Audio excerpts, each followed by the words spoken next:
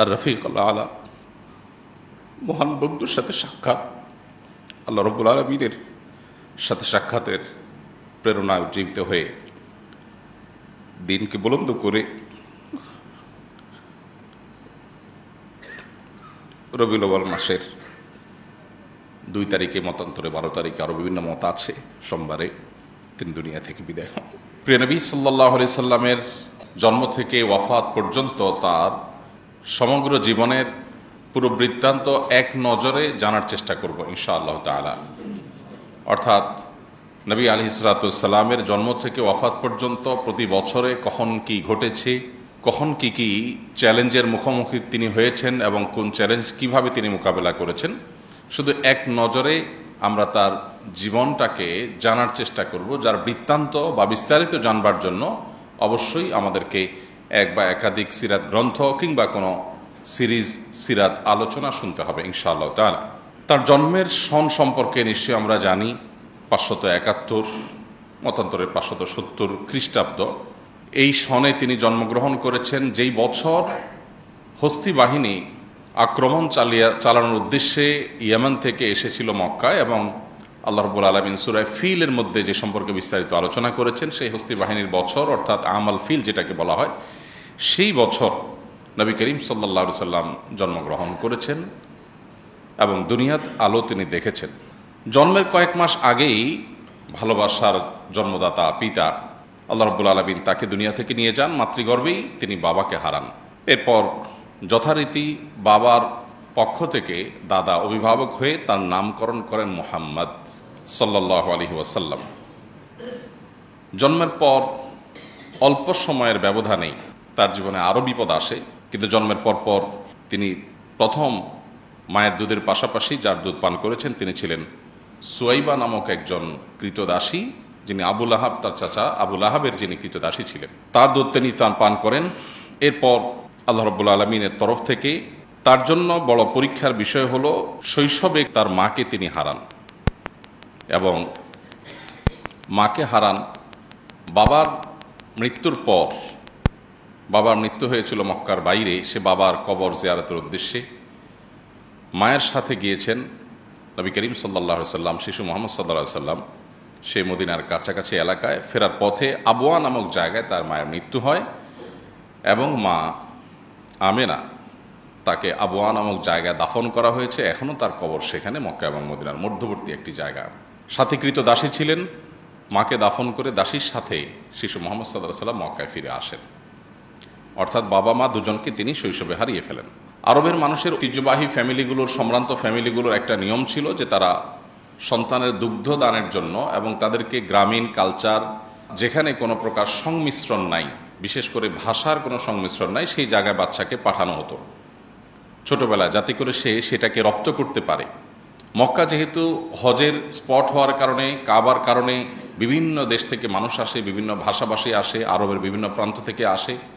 একেবারে পিওর মক্কাভাষীর যে ভাষা, সেই ভাষাটার মধ্যে কিছুটা সংমিশ্রণ এখানে ঘটবার শঙ্কা আছে, এই জন্য শিশুকে বাইরে পাঠানো হতো। সব মিলিয়ে শৈশবের একটা সময় হালিমা সাদিয়া রাদিয়াল্লাহু তাআলা আনহা তার দুধ মাঝে তার কাছে তিনি বড় হন, এবং দুধ পানের পরও আরও কিছুকাল তিনি সেখানে কাটান। বয়স যখন 4, তখন তার জীবনে বক্ষ বিদীর্ণের ঘটনা ঘটে। আপনারা যারা সিরাত পড়েছেন, সিরাত গ্রন্থ পাঠ করেছেন, আপনারা জানেন নবী সাল্লাল্লাহু আলাইহি সাল্লামের জীবনে 4 মতান্তরে 2 বার তার বক্ষ বিদীর্ণের ঘটনা ঘটেছে। বক্ষ বিদীর্ণ হলো ওপেন হার্ট সার্জারি। আল্লাহ রাব্বুল আলামিন জিবরিল আলাইহিস সালামকে পাঠিয়েছেন, এবং জিবরিল আলাইহিস সালামকে পাঠানোর পর শৈশবে মুহাম্মদ সাল্লাল্লাহু আলাইহি সাল্লামকে একবার মা হালিমার কাছে যখন ছিলেন, তখন বাচ্চাদের সাথে খেলাধুলা করছেন, জিবরিল আসলেন, তাকে ধরে শুইয়ে দিলেন এবং তার বক্ষ বিদীর্ণ করে ভেতর থেকে তার বিভিন্ন অর্গান বের করে সেগুলোকে জান্নাত থেকে আনা পানি, জিবরিলের সাথে আনা পাত্র, সেটাতে পরিষ্কার করে রেখে আবার সেটাকে তিনি জোড়া লাগিয়ে দিলেন এবং তিনি উঠে গেলেন। অলৌকিক একটা ঘটনা। তার শৈশবে বারে বারে 4 বার, কোনো কোনো ইতিহাসবিদদের মতে 2 বার সেটি ঘটেছে। এরপর বয়স যখন 7, এই বক্ষবিদীর্ণের ঘটনা মূলত আল্লাহ রাব্বুল আলামিন ঘটিয়েছেন। তাকে যেহেতু নবী করা হবে, তাকে আল্লাহ রাব্বুল আলামিন অলৌকিকভাবে তার মধ্যে কিছু জিনিস ঘটিয়ে তাকে, তার পরিবারকে, মক্কাবাসীকে বার্তা দিচ্ছিলেন যে এই শিশু অন্য 10টি শিশুর মতো নয়, এ আল্লাহর নবী হবেন, আল্লাহ রাসূল হিসেবে মনোনীত, অতএব সেই জায়গা থেকে আল্লাহ তাআলা বার্তা দিতে চেয়েছেন। তার বাইরেও নবী করিম সাল্লাল্লাহু আলাইহি সাল্লামের ভেতরকার যে তার মানুষ হিসাবে আল্লাহ তাআলা তাকে যে সৃষ্টি করেছেন সেটাকে অতি মানবীয় পর্যায়ে নেওয়ার জন্য এটা এক ধরনের অপারেশন এবং আল্লাহর পক্ষ থেকে একটা কুদরতি ব্যবস্থাপনা ছিল। বয়স যখন 7, মাহারা হয়ে এখন একমাত্র অভিভাবক, একমাত্র দেখাশোনা করার মানুষ আব্দুল মুত্তালিবের সাথে তিনি বসবাস করতেন। মাত্র 1 বছরের ব্যবধানে 8 বছর বয়স যখন, তখন দাদা আব্দুল মুত্তালিবের মৃত্যু হয়। বয়স যখন 12, 8 থেকে 12, এই পুরো সময়টা চাচা আবু তালেবের অধীনে তিনি বড় হন এবং আবু তালেব তার অভিভাবকত্ব করেন। চাচা আবু তালেবের সাথে 12 বছর বয়সে সিরিয়ায় ব্যবসায়িক সফর সঙ্গী হিসাবে চাচার সাথে যান। সেখানে পথে বুহাইরা নামক যে পাদ্রী ধর্মযাজক, তিনি তাকে দেখে ভবিষ্যৎবাণী করেছিলেন যে এই শিশু ভবিষ্যতে নবী এবং রাসূল হিসাবে আবির্ভাব ঘটবে, এবং তার ভিতরে সেরকম কিছু আলামত তিনি দেখতে পেয়েছেন যেগুলো তার ধর্মগ্রন্থে ইনজিলে তিনি পাঠ করেছেন। তিনি খ্রিস্টান ধর্মের যাজক ছিলেন, যে আমাদের ধর্মগ্রন্থ বলছে একজন নবী আসবেন, তার এই আলামত থাকবে, শিশুর মধ্যে তা বিদ্যমান, এবং বেশ কিছু অলৌকিকত্ব দেখে ফেলেছেন। দেখে বলেছেন যে এই শিশুকে সাবধানতার সাথে রাখতে হবে, সে নবী এবং রাসূল হিসাবে আগমন করবে, আবির্ভাব হবে। বুহাইরা নামক এই পাদ্রীর ভবিষ্যৎবাণী নিয়ে 12 বছর বয়সে নবী সাল্লাল্লাহু আলাইহি ওয়াসাল্লাম সিরিয়া থেকে মক্কায় ফিরে আসেন। এরপর তার বয়স যখন 14, 15 অথবা 20, তখন হরবুল ফুজার নামে ঐতিহাসিক একটা বড় যুদ্ধ হয়েছিল মক্কার অদূরেই। সেই হরবুল ফুজারে তিনি অংশগ্রহণ করেছেন তার চাচাদের সাথে, যদিও তিনি যুদ্ধ করেন নাই, যোদ্ধা ছিলেন না, যুদ্ধের বয়সও হয় নাই, শুধু চাচাদের সাথে গিয়েছিলেন এবং ফিরে এসেছিলেন। এটা তার জীবনের একটা অংশ। বয়স যখন 20 আনুমানিক, তখন তিনি মক্কাবাসীর ঐতিহাসিক হিলফুল ফুজুল নামক যে সংগঠন তৈরি করা হয়েছিল সেটার অংশ তিনি হয়েছেন, এবং ঐতিহাসিক হিলফুল ফুজুলের চুক্তিতে তিনি অংশগ্রহণ করেছেন, তার সঙ্গে তিনি যুক্ত হয়েছেন। হিলফুল ফুজুল সম্পর্কে আমরা নিশ্চয়ই জানি যে মক্কায় বাহির থেকে আসা, হজ এবং ওমরার উদ্দেশ্যে আসা আল্লাহর ঘরের মেহমান যারা আসতো, তাদেরকে মক্কায় কোনো দুষ্ট লোক যেন কোনোভাবে ক্ষতিগ্রস্ত না করতে পারে, কেউ যেন তাদেরকে ধোঁকা দিতে না পারে, সেজন্য সে সমস্ত মানুষদের অধিকার আদায়ের জন্য, অধিকার সংরক্ষণের জন্য হিলফুল ফুজুল নামে এই ঐতিহাসিক একটা সামাজিক চুক্তি হয়, একটি সংগঠন হয়। সেই হিলফুল ফুজুলের ঐতিহাসিক সামাজিক চুক্তিতে নবী সাল্লাল্লাহু আলাইহি ওয়াসাল্লাম সংযুক্ত হন এবং তার সাথে সম্পৃক্ত হয়ে তিনি মক্কাবাসীর একটি মহৎ এবং ভালো কাজে সামিল হন। অথচ তার বয়স ছিল মাত্র তখন 20, যে বয়সে তিনি আসলে এ ধরনের গুরুগম্ভীর কাজে সংযুক্ত হওয়া তখনকার সমাজ বাস্তবতা অন্তত চিন্তাও করা যেত না। এরপর তার বয়স যখন 25 হয়, তখন তার জীবনে প্রথম বিবাহ বন্ধনে তিনি আবদ্ধ হন মা খাদিজা রাদিয়াল্লাহু তাআলা আনহার সাথে। মা খাদিজা রাদিয়াল্লাহু আনহার সাথে তার সংসার চলছিল, এবং বয়স যখন 35 হয়, তখন তার বংশের নেতৃবৃন্দের উদ্যোগে যখন কাবাঘর নির্মাণ করার পর কাবাঘরের যে কালো পাথর, হাজরে আসওয়াদ পাথর, সেটা স্থাপন করা নিয়ে মক্কাবাসী কুরাইশের লোকেরা তারা যখন বিবাদে লিপ্ত হয়েছিল, তখন তিনি সবাইকে অদ্ভুত এবং অকল্পনীয় একটা আইডিয়া দিয়েছেন, যাতে পুরো সমাজের পুরো বিবাদ বিতণ্ডা থেমে গিয়েছিল। তিনি বলেছিলেন, তোমরা কে কাবাঘরের এই পাথর স্থাপন করবে, এই গৌরব কে অর্জন করবে, কে ইতিহাসের অংশ হবে, এটা নিয়ে তোমরা গন্ডগোল ফাসাদে লিপ্ত হচ্ছ। আমি তোমাদেরকে একটা আইডিয়া দিচ্ছি, তাতে তোমাদের গন্ডগোল থাকবে না। আর সেটি হলো, একটা বড় চাদরের মাঝে পাথরটা রাখো, এরপরে চাদরটা সবাই মিলে তোমরা ধরে চাদরটা ধরে সবাই মিলে উত্তোলন করো, তাতে করে সব গোত্রের প্রধানরা তোমরা শরিক হলে, এখানে এককভাবে কারো ক্রেডিট থাকলো না। এরপর নবী সাল্লাল্লাহু আলাইহি ওয়াসাল্লাম সেটাকে স্থাপন করে দিলেন, যে স্থাপন তোমরাই করেছো, আমি তোমাদের সহযোগিতা করেছি। তো এর মাধ্যমে তিনি সামাজিক বিবাদ বিতণ্ডা এটা দূর করবার জন্য ঐতিহাসিক উদ্যোগ নিয়েছিলেন। বয়স যখন 39, ততদিনে তিনি মক্কার মানুষদের কাছ থেকে আল আমিন উপাধিতে ভূষিত হয়েছেন। তার সততা, সত্যবাদিতা, আমানতদারিতা, এগুলোর কারণে ব্যাপকভাবে জনশ্রুতি হয়েছে এবং সবার কাছে প্রতিষ্ঠিত হয়ে গেছে তিনি আল আমিন হিসেবে। বয়স যখন 40, তখন তিনি নবুয়তের দায়িত্ব অফিসিয়ালি আল্লাহ তাআলার পক্ষ থেকে পাঠানো জিবরিলের কাছ থেকে বুঝে পান, এবং এরপর সূরা আলাকের 5টি আয়াত, ইকরা বিসমি রাব্বিকাল্লাযী খালাক, এখান থেকে নিয়ে 5টি আয়াত সর্বপ্রথম কোরআনের নাজিল হয়, এবং তার জীবনের নতুন যাত্রা শুরু হয়। নবুয়তের দায়িত্ব বুঝে পাওয়ার পর এখন তাবলীগুর রিসালা বা নবুয়তের দাওয়াত দেওয়া আল্লাহর পক্ষ থেকে, এটা তার উপরে আবশ্যক হয়। এরপর এবং এই ঘটনা নবুয়ত প্রাপ্তির এই ঘটনা 17ই রমাদান অথবা 8ই রবিউল আউয়াল, দুটি মত পাওয়া যায়। আরও মত রয়েছে মতান্তরে এই 2 তারিখের কোনো একটা তারিখে প্রসিদ্ধ মত অনুযায়ী তিনি এই দায়িত্ব বুঝে পান। বয়স যখন তার 42 থেকে 43, এই পুরো সময়টা 41, 42, 43 এই পুরো সময়টা তিনি গোপনে ইসলামের দাওয়াত দেন। কারণ আল্লাহ তাআলা তাকে নির্দেশ করেছেন যে প্রকাশ্যে ইসলামের দাওয়াত দেওয়া যাবে না, গোপনে ইসলামের দাওয়াত দিতে হবে। কেন? কারণ হঠাৎ করে মক্কার মানুষজন এই দাওয়াত, তাওহীদের দাওয়াত গ্রহণ করা তাদের জন্য কঠিন হবে। সেজন্য তাদেরকে গোপন ইসলামের দাওয়াত নবী সাল্লাল্লাহু আলাইহি ওয়াসাল্লামকে দেওয়া নির্দেশ করা হলো। তিনি গোপন ইসলামের দাওয়াত দিলেন। সর্বপ্রথম ইসলাম গ্রহণ করলেন মেয়েদের মধ্যে তার স্ত্রী খাদিজা রাদিয়াল্লাহু তাআলা আনহা, এবং সবার মধ্যে তিনি প্রথম, অর্থাৎ পৃথিবীর ইতিহাসে প্রথম ইসলাম গ্রহণ কোনো পুরুষ করেননি। সর্বপ্রথম ইসলাম গ্রহণ করেছেন একজন নারী। ইসলামের জন্য সর্বপ্রথম জীবন দিয়েছেন যিনি, তিনিও একজন নারী। আল্লাহ তাআলা এইভাবে নারীকে বিভিন্নভাবে সম্মানিত করেছেন ইসলামের মাধ্যমে। এরপর যুবকদের মধ্যে ইসলাম গ্রহণ করেছেন সবার আগে আলী রাদিয়াল্লাহু তাআলা আনহু, আর বয়স্কদের মধ্যে, সিনিয়রদের মধ্যে ইসলাম গ্রহণ করেছেন সবার আগে আবু বকর রাদিয়াল্লাহু তাআলা আনহু। এরপর 3 বছর যখন গোপনে ইসলামের দাওয়াত চলছিল, খুব সীমিত সংখ্যক, হাতে গোনা কয়েকজন মানুষ ইসলাম গ্রহণ করেছেন। তার 3 বছর পর, অর্থাৎ বয়স যখন তার 44, তখন থেকে আল্লাহর পক্ষ থেকে প্রকাশ্যে ইসলামের দাওয়াত দেওয়ার নির্দেশ আসলো। তখন তিনি প্রকাশ্যে ইসলামের দাওয়াত দেওয়া শুরু করলেন। তার প্রকাশ্যে ইসলামের দাওয়াত দেওয়ার প্রথম দিনে, প্রথম প্রহরেই তিনি শারীরিকভাবে আক্রমণের শিকার হন। আল্লাহ তাআলা কোরআনে কারিমে যখন আয়াত নাজিল করেছেন, ওয়া আনজির আশীরাতাকাল আকরাবিন, আপনি আপনার নিকটাত্মীয় বংশের লোকদের সবাইকে সতর্ক করুন, তখন নবী করিম সাল্লাল্লাহু আলাইহি ওয়াসাল্লাম সাফা পাহাড়ের চূড়ায় উঠে সবাইকে আহ্বান করেন, সবাইকে ডাকেন এবং বলেন যে আমি পাহাড়ের উপরে আছি, তোমরা নিচে আছো। সবাইকে আগে ডেকে সমবেত করেন যে সবাই একটু একসাথে হও, অত্যন্ত গুরুত্বপূর্ণ একটা ইনফরমেশন তোমাদের জন্য আছে। সবাই দৌড়ে আসলো তার ডাক শুনে, কারণ ইতিপূর্বে তিনি কখনো এইভাবে ডাকেননি। সবাই, গোত্র প্রধানরা, নেতৃবৃন্দরা সবাই আসছে সমাজে। তিনি সবাইকে বললেন, আমি যে পাহাড়ের চূড়ায় আছি, এখান থেকে আমি অনেক দূরে দেখতে পাচ্ছি, তোমরা নিচে আছো, তোমরা দেখতে পাচ্ছ না। এখন আমি যদি তোমাদেরকে বলি যে দূরে আমি যে দেখতে পাচ্ছি সেখানে শত্রু বাহিনী সশস্ত্র হয়ে তারা আসছে তোমাদের মক্কা আক্রমণ করবার জন্য, তোমরা কি আমাকে বিশ্বাস করবে? সবাই সমস্যায় বলল, হ্যাঁ, জীবনে তুমি মিথ্যা বলনি আমাদের কাছে কখনো, তোমাকে আল আমিন আমরাই উপাধি দিয়েছিলাম, এই পদক আমরাই দিয়েছিলাম সবাই মিলে, অতএব তুমি যদি বলো ডেফিনেটলি তুমি দেখেই বলবে তুমি তো মিথ্যা বলো না, সো আমরা বিশ্বাস করবো ডেফিনেটলি। তখন তিনি বললেন, তারপরে পদক্ষেপ কি হবে তোমাদের? সবাই বললেন, এরপরে পদক্ষেপ হবে আমরা এই শত্রুদের মোকাবেলার জন্য সবাই ঝাঁপিয়ে পড়ব। নবী করিম সাল্লাল্লাহু আলাইহি ওয়াসাল্লাম তখন তাদেরকে বললেন, আমি উপমাটা দিয়েছি একটা কথা বোঝাবার জন্য, সেটা হলো আল্লাহ তাআলা আমাকে জান্নাত জাহান্নাম পর্যন্ত দেখবার সুযোগ করে দিয়েছেন। ওহীর মাধ্যমে আমার কাছে আল্লাহ তাআলা স্পষ্ট করে দিয়েছেন, উপস্থাপন করে দিয়েছেন জান্নাত জাহান্নাম আখিরাতের সব স্তরগুলো আমি দেখতে পাচ্ছি।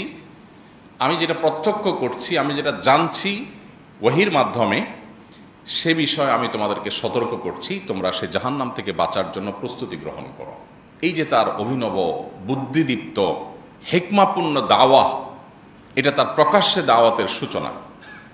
এর সাথে সাথে আবু লাহাব তাকে লক্ষ্য করে বলল, তাব্বান লাকা সাইরাল ইয়াউম আলিহাযা জামাআতানা, তোমার সারাটা দিন ধ্বংস হোক, তুমি কি এই কথা বলার জন্য আমাদেরকে একসাথ করছো? আমরা তো মনে করছি কোনো ডাকাত পড়েছে, বিপদ হয়েছে। এবং আবু লাহাব যে তাব্বান লাকা সাইরাল ইয়াউম বলেছেন, আরবিতে কেউ কাউকে তাব্বুন বলা এটা খুব জঘন্য কথা হিসাবে ধরা হয়, খুব বড় ধরনের আপনার শব্দ বোমা হিসাবে ধরা হয়। তাব্বান লাক, তুমি ধ্বংস হও, এরকম বদদোয়া। তো নবীজিকে যখন সে বলেছে তাব্বান লাক সাইরাল ইয়াউম, তোমার সারাদিন ধ্বংস হোক, এটা নবীজির জন্য অপমানকর ছিল। আল্লাহ রাব্বুল আলামিন তার জবাবে সূরা তাব্বাত ইয়াদা নাজিল করে সেখানে আল্লাহ তাআলা বলেছেন, তাব্বাত ইয়াদা আবি লাহাবি ওয়া তাব, যে আবু লাহাব 2 হাত তুলে আমার নবীকে তাব্বান লাক বলছে, মোহাম্মদ তোমার সারাদিন ধ্বংস হোক এই কথা বলছে, ওর 2 হাত ধ্বংস হবে, সে নিজে ধ্বংস হবে এবং তার স্ত্রী যে তার এই অপকর্মের সহযাত্রী এবং সহযোগী, সেও ধ্বংস হবে। সূরা তাব্বাত ইয়াদার মাধ্যমে কিয়ামত পর্যন্ত মিলিয়ন মিলিয়ন মুসলমানরা, কোটি কোটি মুসলমানরা আবু লাহাবের নবীকে ওই কষ্ট দেওয়ার একটি বাক্যের জবাব দিয়ে যাবে। এটা হলো নবী সাল্লাল্লাহু আলাইহি ওয়াসাল্লামের মর্যাদা আল্লাহর কাছে, যে কোরআন অংশ আল্লাহ তাআলা আল্লাহকে গালি দেওয়ার বহু ঘটনা আছে, যে বহু মানুষ আল্লাহকে গালি দিয়েছে, কিন্তু তাদের প্রতিকারে বা তাদের শাস্তি স্বরূপ এরকম কোনো ব্যবস্থা আপনি কোরআনে পাবেন না। কিন্তু নবী সাল্লাল্লাহু আলাইহি ওয়াসাল্লামকে গালি দিয়েছে, এটা আল্লাহ তাআলা সহ্য করেন না। খোদ আল্লাহকে গালি দিয়েছেন, আল্লাহ সেগুলো কিয়ামতে হয়তো শাস্তি দিবেন, দুনিয়াতে অনেককে হয়তো আল্লাহ ছাড় দিয়েছেন, কিন্তু নবী সাল্লাল্লাহু আলাইহি ওয়াসাল্লামকে কেউ গালি দিয়েছে, চূড়ান্ত পরিণতি তাকে বরণ করেই তারপর দুনিয়া থেকে যেতে হয়েছে। যাই হোক, তো নবী করিম সাল্লাল্লাহু আলাইহি ওয়াসাল্লাম ৪৪ বছর বয়সে যখন প্রকাশ্যে ইসলামের দাওয়াত শুরু করেছেন, তার পরপরই ৪৫ বছর বয়স যখন তার নবুয়তের ৫ম বছর যেটি, সে বছর জাফর রাদিয়াল্লাহু তাআলা আনহু ইসলাম গ্রহণ করেছেন। এবং তখন মক্কার প্রকাশ্যে ইসলাম প্রচারের পর থেকে বিশেষ করে নির্যাতনের মাত্রা বেড়ে গেল, এবং যারা ইসলাম গ্রহণ করেছে দুর্বল বেলাল রাদিয়াল্লাহু তাআলা সহ অন্যান্য সাহাবীদের প্রতি নির্মম নির্যাতন শুরু হয়ে গেল। যখন নির্যাতন শুরু হয়েছে, দুর্বল মুসলমানরা তারা আসলে মক্কায় টিকাটা কঠিন হয়ে যাচ্ছিল। তখন আল্লাহর নির্দেশে প্রথম হিজরত বা দেশ ত্যাগের নির্দেশ আসে, যেটাকে হিজরতে হাবশা বলা হয়।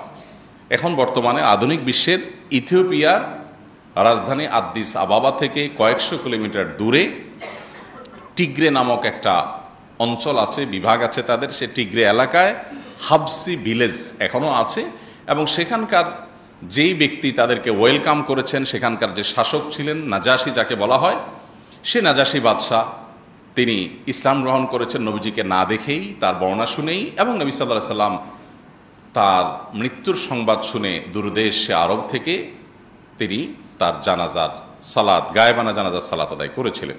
এই পুরো ঘটনা অর্থাৎ হিজরতে হাবশার ঘটনা, এটি নবী সাল্লাল্লাহু আলাইহি ওয়াসাল্লামের নবুয়তের ৫ম বছর বা তার বয়স যখন ৪৫ সে বছর ঘটে। এবং সে বছর দুইবার হিজরতের ঘটনা ঘটে। প্রথমবার হিজরতে কয়েকজন নারী পুরুষ, ১১ জন পুরুষ এবং ৫ জন নারী ছিলেন। আর দ্বিতীয় দফা হিজরতে ৮৬ জন পুরুষ এবং ১৬ জন নারী ছিলেন, এবং এদের নেতৃত্বে ছিলেন প্রথম দফাতেই জাফর রাদিয়াল্লাহু তাআলা আনহু। এবং একই বছর নির্যাতনের স্টিম রোলারে সুমাইয়া রাদিয়াল্লাহু তাআলা আনহা, একজন নারী, তিনি শাহাদাত বরণ করেন, এবং তাকে নির্মমভাবে, অত্যন্ত নৃশংসভাবে লজ্জাস্থানে বর্ষার আঘাত দিয়ে তাকে হত্যা করা হয়, তাকে খুন করা হয়, তিনি শাহাদাত বরণ করেন। ইসলামের ইতিহাসে প্রথম শহীদ যিনি জীবন দিয়েছেন তিনি সুমাইয়া রাদিয়াল্লাহু তাআলা আনহা। এরপর তার বয়স যখন ৪৬ এবং নবুয়তের ৬ষ্ঠ বছর, সেই বছর হামজা এবং ওমর রাদিয়াল্লাহু তাআলা আনহুমা দুজনে ইসলাম গ্রহণ করেন। এবং সর্বপ্রথম ওমর রাদিয়াল্লাহু ইসলাম গ্রহণ করার পরে তিনি বললেন, আমরা যখন সত্য দ্বীনের অনুসারী, তাহলে আমরা গোপনে কেন নামাজ পড়ব, আমরা হারামে প্রকাশ্যে নামাজ পড়ব। তখন মসজিদুল হারামে প্রকাশ্যে তার নেতৃত্বে নামাজ পড়া শুরু হয়। বয়স যখন তার ৪৭ এবং নবুয়তের ৭ম বছর, তখন তার উপর এবং মুসলমানদের উপর নেমে আসে নির্যাতনের সবচেয়ে বড় স্টিম রোলার, যেটাকে অবরোধের সময় বলা হয়।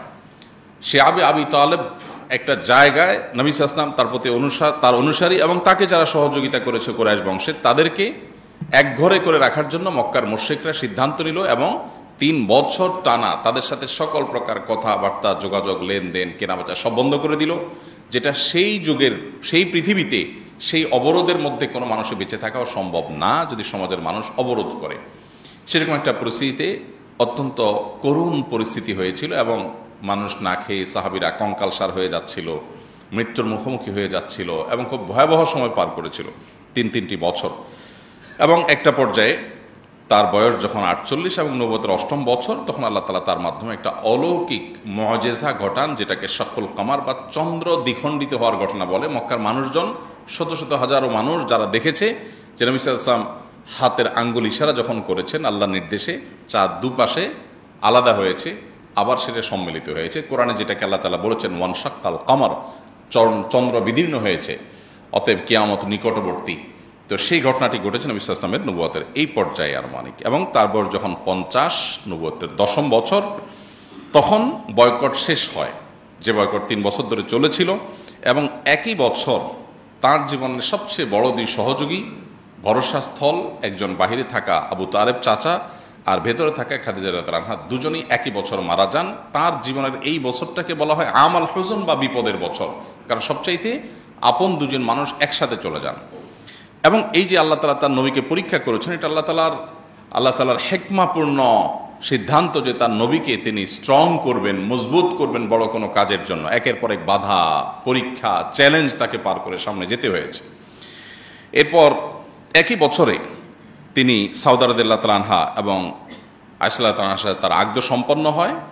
আয়েশা রাদিয়াল্লাহু তাআলার সাথে সংসার জীবন শুরু করেন আরও অনেক পরে, কিন্তু শুধু আকদটা সম্পন্ন হয় তখন, আর সাউদা রাদিয়াল্লাহু তাআলার সাথে তখন আকদ এবং সংসার একসাথে শুরু হয়।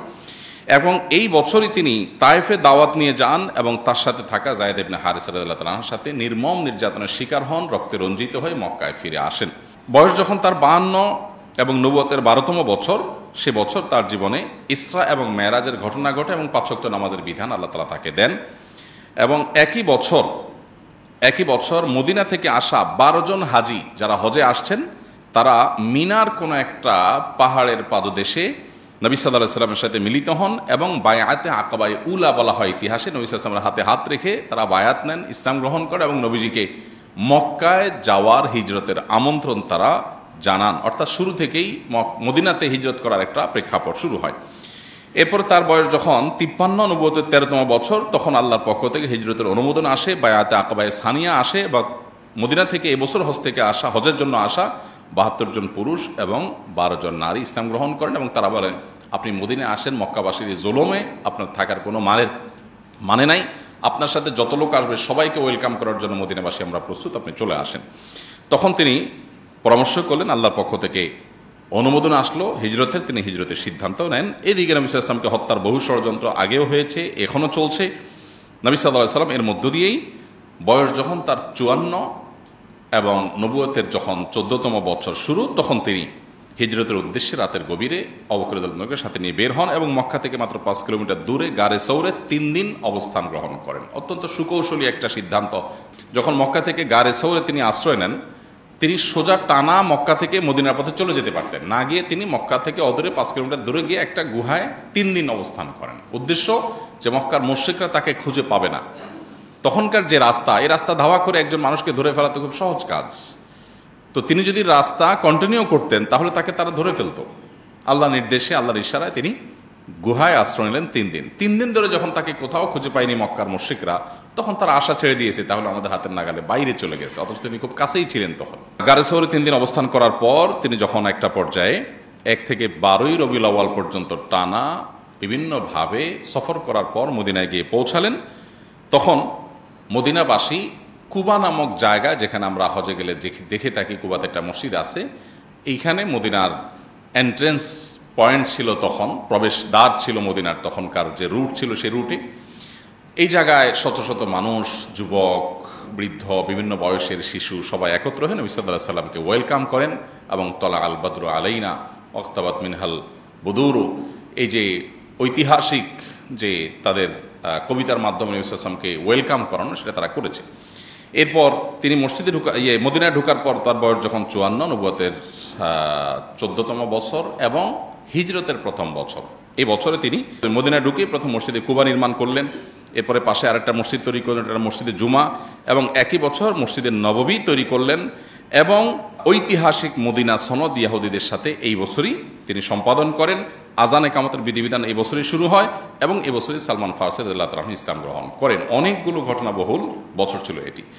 তার বয়স যখন 55 এবং হিজরতের 2য় বছর, এই বছরে কেবলা পরিবর্তনের বিধান আসলো। তিনি যখন মক্কা থেকে মদিনা আসছেন, তখন তিনি মদিনা থেকে তিনি বাইতুল মাকদিসের দিকে নামাজ পড়তেন। তারপর আল্লাহ নির্দেশ করলেন যে আপনি কাবার দিকে ফিরে নামাজ পড়ুন। আপনারা মদিনা যারা যান, 2 কেবলার মসজিদ সম্পর্কে জানেন, সেখানে আল্লাহর বিধান আসার সাথে সাথে সাহাবীরা নামাজের মধ্যেই কেবলা পরিবর্তন করে, এই জন্য এটাকে 2 কেবলার মসজিদ বলা হয়। যে একই নামাজে 2টা কেবলা তারা মেনটেন করেছেন। প্রথমে কিছু নামাজ পড়েছেন বাইতুল মুকাদ্দাসের দিকে, এরপরে যখন নামাজের রত অবস্থায় কেউ একজন এসে সংবাদ দিল যে মুহাম্মদ সাল্লাল্লাহু আলাইহি ওয়াসাল্লাম এর প্রতি আল্লাহ তাআলা নতুন বিধান জারি করেছেন, মক্কার দিকে কাবার দিকে ফিরে নামাজ পড়তে হবে, তখন তারা নামাজের মধ্যেই চেঞ্জ হয়ে যান। এই জন্য এটাকে 2 কেবলার মসজিদ বলা হয়। আমরা যারা মদিনায় যাই তারা অনেকে সেটা দেখার জন্য যাই। তো এই ঘটনা ঘটে শাবান মাসে নবী সাল্লাল্লাহু আলাইহি ওয়াসাল্লামের হিজরতের 2য় বছর এবং তার বয়স যখন 55, নবুয়তের বয়স যখন 15। এরপর একই বছর 17 রমাদান ইসলামের ইতিহাসের প্রথম বড় সম্মুখ সমর বদর যুদ্ধ সংগঠিত হয়েছে এবং প্রথম বড় বিশাল বিজয়, অলৌকিকভাবে 313 জন মানুষ অনেকটা অস্ত্রশস্ত্র ছাড়াই পুরো বিশাল বড় শক্তি পরাশক্তির বিরুদ্ধে আল্লাহ তাআলা তাদেরকে অলৌকিক বিজয় দিয়েছে। এটা হলো মুসলমানদের অগ্রযাত্রার জন্য অনেক বড় একটা প্রেরণা ছিল আল্লাহর তরফ থেকে। এই বছরই অর্থাৎ 2য় হিজরিতেই রমজানের রোজা ফরজ করা হয়েছে এবং এই বছরই সর্বপ্রথম ঈদুল ফিতর আদায় করেছেন, ঈদুল আজহা আদায় করেছেন মুসলমানরা। এবং এই বছরই অনেকগুলো বিধিবিধান নাজিল হয়েছে, যেমন কোরবানির বিধান নাজিল হয়েছে, তারপরে ফিতরার বিধান নাজিল হয়েছে, জাকাতের বিধান নাজিল হয়েছে, এবং এবছরই ফাতিমা রাদিয়াল্লাহু তাআলা আনহার সাথে আলী রাদিয়াল্লাহু তাআলা আনহুর বিবাহ সম্পাদন হয়। নবুয়তের বয়স যখন 56, নবী সাল্লাল্লাহু আলাইহি ওয়াসাল্লামের বয়স যখন 56, নবুয়তের বয়স যখন 16 এবং হিজরতের 3য় বর্ষ যখন, সে বছর নবী সাল্লাল্লাহু আলাইহি ওয়াসাল্লামের সামনে আসে উহুদের যুদ্ধ। 7ই শাওয়াল উহুদের যুদ্ধ সংগঠিত হয়। সেখানে 70 জন সাহাবী শাহাদাত বরণ করেন। হানজালা রাদিয়াল্লাহু তাআলা আনহু, হামজা রাদিয়াল্লাহু তাআলা আনহু, প্রসিদ্ধ সাহাবীদেরকে নবী সাল্লাল্লাহু আলাইহি ওয়াসাল্লাম হারান, এবং স্বয়ং নবী সাল্লাল্লাহু আলাইহি ওয়াসাল্লামের দাঁত ভেঙে তিনি রক্তাক্ত হন এবং তার কয়েক জায়গায় ইনজুরি হয়। তিনি মারা গেছেন মর্মে কাফেররা প্রপাগান্ডা ছড়িয়েছিল, আল্লাহ তাআলা তাকে হেফাজত করেছেন, এবং নবী সাল্লাল্লাহু আলাইহি ওয়াসাল্লামের একটা কথা থেকে সামান্য একটু সরে যাওয়ার কারণে কঠিন পরিণতির মুখোমুখি তখন সাহাবীদেরকে হতে হয়েছে, যেটা আমাদের জন্য বিরাট শিক্ষা, যে তার কথার বাইরে গেলে আমাদের জন্য অকল্যাণ নিশ্চিত আছে। একই বছর অনেকগুলো বিধিবিধান নাজিল হয়েছে। এর ভিতরে মেয়েদেরকে পর্দার বিধান এই বছর নাজিল হয়েছে। তার আগ পর্যন্ত মেয়েরা ছেলেদের সাথে পর্দা করার বিধান ছিল না। এই বছর সর্বপ্রথম পর্দার বিধান নাজিল হয়, এবং এই বছরই সুদ এবং মদ এই দুটিকে হারাম ঘোষণা করা হয়। মদের বিধান যখন হারাম ঘোষণা করা হয়, চিন্তা করার বিষয় যে সাহাবীরা বা যে মক্কার মদিনার মানুষেরা, মদ হালাল ছিল, নিষিদ্ধ ছিল না, সবাই পান করত, দিলেন, হারাম করলেন। মদের যে ভাঁড়গুলো ছিল এগুলো সব রাস্তায় ছুঁড়ে ছুঁড়ে সাহাবীরা ফেলছিলেন, এবং মদের স্রোত রীতিমতো বহমান হয়েছিল। এই পরিস্থিতিতে সাহাবায়ে কেরামের আনুগত্যের একটা দারুণ দৃষ্টান্ত স্থাপিত হয়। এটা ছিল 3য় হিজরির ঘটনা। এরপরে 4র্থ হিজরিতে তার বয়স যখন 57, নবুয়তের বয়স যখন 17, সেই বছর বড় যে ঘটনা ঘটে সেটা হলো ইয়াহুদিরা যাদের সাথে মদিনা সনদে চুক্তি হয়েছে যে এই রাষ্ট্রকে আমরা সবাই মিলে সেভ করব, আমরা উভয় মিলেমিশে বসবাস করব, এই ভূমিতে তুমি তোমার ধর্ম পালন করবে, আমি আমার ধর্ম পালন করব, তখন তারা বিশ্বাসঘাতকতা করে, এবং বনু নাজিরের বিশ্বাসঘাতকতার কারণে তাদেরকে মদিনা থেকে বের করে দেওয়া হয়, বিশ্বাস ভঙ্গের কারণে, চুক্তি ভঙ্গের কারণে। এবং একই বছরে গজওয়াত যাতুর রিকা যেটি, সেটাই সংগঠিত হয়, এবং একই বছরে আরও অনেকগুলো ঘটনা ঘটে। এরপরে বয়স যখন তার 58 এবং নবুয়তের বয়স যখন 18 এবং হিজরতের বয়স যখন 5, 5ম হিজরিতে খন্দকের যুদ্ধ গঠিত হয়। খন্দকের যুদ্ধে 1000 সাহাবী প্রায় অংশগ্রহণ করেন, এবং তারা সাকল্যে প্রায় 4.5 কিলোমিটার এলাকা মদিনার চারপাশে তারা পরীক্ষা খনন করেন, এবং সেই পরীক্ষা 5 মিটার গভীর ছিল। এই পুরো পরীক্ষা তারা অনেকটা ক্ষুধার্ত অবস্থাতে খনন করে মক্কা থেকে আসা শত্রুপক্ষ যারা মদিনাকে শেষ করতে চেয়েছে, মুসলমানদের শেষ করতে চেয়েছে, তাদেরকে তারা প্রতিহত করেন, এবং পুরো আইডিয়াটা দিয়েছিলেন পারস্য থেকে আসা সালমান ফারসি রাদিয়াল্লাহু তাআলা আনহু। এরপর এই বছরই নবী করিম সাল্লাল্লাহু আলাইহি ওয়াসাল্লামের জীবনে অনেকগুলো ঘটনা ঘটে, যেমন বনুল মুস্তালিকের ঘটনা ঘটে, যেখানে মা আয়েশা রাদিয়াল্লাহু তাআলা আনহার চরিত্র নিয়ে মুনাফিকরা কালিমা তোলে, দু একজন সরল মনা মুসলমানও সেখানে যোগ দিয়ে ফেলে। আল্লাহ তাআলা পরে আয়াত নাজিল করে তার চরিত্রের পুত পবিত্রতার কথা আমাদেরকে জানান দেন, ঐতিহাসিকভাবে যেটাকে ইফকের ঘটনা বলা হয়। এই বছরই তায়াম্মুমের বিধান নাজিল হয়, এবং এই বছরই ইহুদিদের আরেকটা গোত্র বনু কুরাইজা, তাদের গাদ্দারির কারণে, তাদের বিশ্বাসঘাতকতা এবং রাষ্ট্রদ্রোহের কারণে, ওই যে চুক্তি ছিল, চুক্তি ভঙ্গ করে মুসলমানদের বিরুদ্ধে ষড়যন্ত্রে লিপ্ত হওয়ার কারণে তাদেরকে শাস্তি দেওয়া হয়, করুণ শাস্তি। এর পরের বছর হিজরির 6ষ্ঠ বছরে নবী সাল্লাল্লাহু আলাইহি ওয়াসাল্লামের বয়স যখন 59 এবং তার নবুয়তের বয়স যখন 19, সেই বছরের যে ঘটনাগুলো সেগুলোর মধ্যে থেকে ছিল ঐতিহাসিক হুদাইবিয়ার চুক্তি। নবী সাল্লাল্লাহু আলাইহি ওয়াসাল্লাম স্বপ্নে দেখেছেন তিনি ওমরা করছেন, 1400 সাহাবীকে সাথে নিয়ে রওনা দিলেন, অনেকটা অস্ত্রশস্ত্র ছাড়া ওমরার উদ্দেশ্যে ইহরাম পরে। কিন্তু হুদাইবিয়া নামক জায়গা যাওয়ার পরে মক্কার মুশরিকরা বাধা দিল যে আমরা ঢুকতে দিব না। তারা জানালেন আমরা তো যুদ্ধ করতে আসিনি, আমরা ওমরা করে আবার ব্যাক করব। তারা বলল না, আমরা ঢুকতে দিব না। নবী সাল্লাল্লাহু আলাইহি ওয়াসাল্লাম বাড়াবাড়ি না করে তাদের সাথে ঐতিহাসিক চুক্তি করলেন, যেটার নাম হুদাইবিয়া চুক্তি। যে চুক্তি বাহ্যিকভাবে মনে হয় সব মুসলমানদের বিরুদ্ধে, কিন্তু এই চুক্তি মুসলমানদেরকে মূলত অগ্রগতির দিকে নিয়ে গিয়েছিল। এই ঐতিহাসিক হুদাইবিয়া চুক্তি 10 বছরের জন্য সংগঠিত হয়েছিল, এবং এটি হয়েছিল 1 জিলকয়দা 6 হিজরিতে। এবং এই বছরের পর থেকে নবী সাল্লাল্লাহু আলাইহি ওয়াসাল্লাম বিভিন্ন রাজা বাদশাদের কাছে, যেমন হেরাক্লিয়াস, খসরু, তারপরে মুকাওকিস, বড় বড় যে সমস্ত শাসকরা পৃথিবীর, তাদের কাছে চিঠি লিখে ইসলামের দাওয়াত তাদেরকে দিয়েছেন। তাদের কেউ গ্রহণ করেছে, আর কেউ হঠকারিতা করেছে। যারা হঠকারিতা করেছে তাদেরকে নির্মম পরিণতির মুখোমুখি আল্লাহ করেছেন। তার বয়স যখন 60, নবুয়তের বয়স যখন 7, তখন তিনি ঐতিহাসিক খায়বার বিজয় করেছেন, ইয়াহুদিদের বিশাল বড় দুর্গের এলাকা। এবং একই বছর, আগের বছরের ওমরা হুদাইবিয়া চুক্তি অনুযায়ী পরবর্তী সাহাবীদেরকে নিয়ে কাজা করেছেন, ওমরাতুল কাজা। এবছরে সাফিয়া মাইমুনা রাদিয়াল্লাহু তাআলার সাথে বিয়ে হয়েছে। তার বয়স যখন 61, নবুয়তের বয়স যখন 21, এবং হিজরত যখন অষ্টম হিজরি সন যখন অষ্টম হিজরিতে, তখন তিনি ঐতিহাসিক মক্কা বিজয়ের সুযোগ এবং নিয়ামত লাভ করেন। রমজান মাসে অনেকটা রক্তপাতহীনভাবে সারা জীবন যারা কষ্ট দিয়েছে তাদেরকে সাধারণ ক্ষমা করে তিনি মক্কা বিজয় করেন। এবং একই বছর হুনাইনের যুদ্ধে সাহাবীদের সংখ্যা অনেক বেশি ছিল, কিছুটা আত্মপ্রসাদ চলে এসেছে। কোরআনে আল্লাহ উল্লেখ করেছেন সাময়িকভাবে আল্লাহ তাআলা এক ধরনের সাহাবীদেরকে এক ধরনের পরাজয়ের স্বাদ দিয়ে আবার আল্লাহ তাআলা নবী সাল্লাল্লাহু আলাইহি ওয়াসাল্লামের নেতৃত্বে মুহূর্তের মধ্যে তাদেরকে বিজয় দেন এবং বিপুল পরিমাণ যুদ্ধ লব্ধ সম্পদ তারা আহরণ করেন। এরপরে তায়েফ অবরোধ করেন এবং সেখান থেকে প্রচুর পরিমাণ সম্পদ আহরণ করেন এবং একটা অপশক্তিকে দমন করেন নবী সাল্লাল্লাহু আলাইহি ওয়াসাল্লাম। হিজরির নবম বর্ষে তার বয়স যখন ৬২, মৃত্যুর মাত্র এক বছর আগে, তখন ঐতিহাসিক তাবুক যুদ্ধ এটা তিনি নেতৃত্ব দেন এবং রোমানদের বিরুদ্ধে মূলত এটি বিশাল বড় বাহিনী হয়েছে, কিন্তু এখানে কোনো সংঘাত হয়নি। সংঘাতের আগেই, সংঘাত ছাড়াই মুসলমানদেরকে আল্লাহ বিজয় দিয়ে দিয়েছেন এবং তাদের মনে ভয় ঢুকে দিয়েছেন। তারা ভয়ে সব পালিয়ে ছত্রভঙ্গ হয়ে চলে গেছে। মুসলমানরা কোনো রক্তপাত ছাড়াই বিজয় লাভ করে ফিরে এসেছেন। এরপরে মুনাফিকদের চরিত্র এই বছর প্রকাশ হয়েছে এবং বিদায় হজের প্রস্তুতি এবং বিদায় হজের বিধিবিধান এই বছর নাজিল হয়। তার বয়স যখন ৬৩, জীবনের শেষ বছর এবং হিজরতের ১০ম বছর, সে বছর তিনি ঐতিহাসিক বিদায় হজের খুতবা, যেটা ঐতিহাসিকভাবে আজও মানব ইতিহাসের কাছে রোল মডেল, সেই খুতবায় তিনি মানবাধিকার, নারী অধিকার, শ্রমিকদের অধিকার, বিভিন্ন বিষয়ে মানুষকে সচেতন করে তিনি ঐতিহাসিক খুতবা দেন, যেটা আজও গোটা পৃথিবীতে চর্চা হয়। ১৫০০ বছর আগের খুতবা যেন আজকের জন্য জাজ্জল্যমান এবং শাশ্বত। এবং এই বছর এবং ওই দিনই আল ইয়াউমা আকমালতু লাকুম দীনাকুম এই আয়াত নাজিল হয় যে আজকে তোমাদের দিনকে পরিপূর্ণ করে দেওয়া হলো। এবং এরপর নবী সাল্লাল্লাহু আলাইহি ওয়াসাল্লাম এই হজের পরেই যখন মদিনায় আসেন, পর থেকে তিনি অসুস্থ হয়ে গেলেন, মদিনায় গিয়ে পরিপূর্ণ অসুস্থ হলেন। এই অসুস্থতাই আস্তে আস্তে তাকে মৃত্যুর দিকে নিয়ে গেল এবং এরপর তিনি আর সুস্থ হলেন না। আস্তে আস্তে আস্তে ধীরে ধীরে তিনি দুর্বল হতে থাকলেন।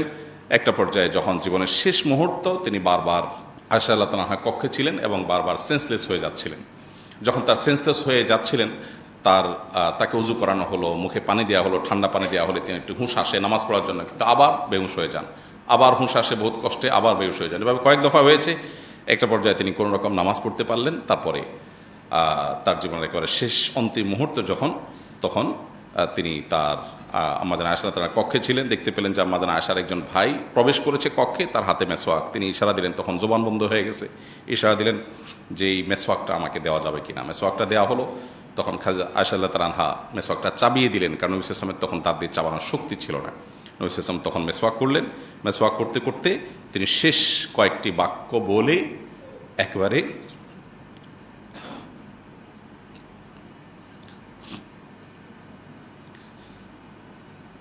আর রফিক আলা, মহান বন্ধুর সাথে সাক্ষাৎ, আল্লাহ রাব্বুল আলামিনের সাথে সাক্ষাতের প্রেরণা উজ্জীবিত হয়ে দিনকে বুলন্দ করে রবিউল আউয়াল মাসের 2 তারিখে, মতান্তরে 12 তারিখে, আরও বিভিন্ন মত আছে, সোমবারে তিনি দুনিয়া থেকে বিদায় হন সাল্লাল্লাহু আলাইহি ওয়াসাল্লাম। আল্লাহ তাআলা আমাদেরকে তার জীবন বৃত্তান্ত থেকে শিক্ষা গ্রহণ করার তৌফিক দান করুন, আমাদেরকে তার জীবন দর্শনকে পরিপূর্ণভাবে অনুসরণ করার তৌফিক দান করুন।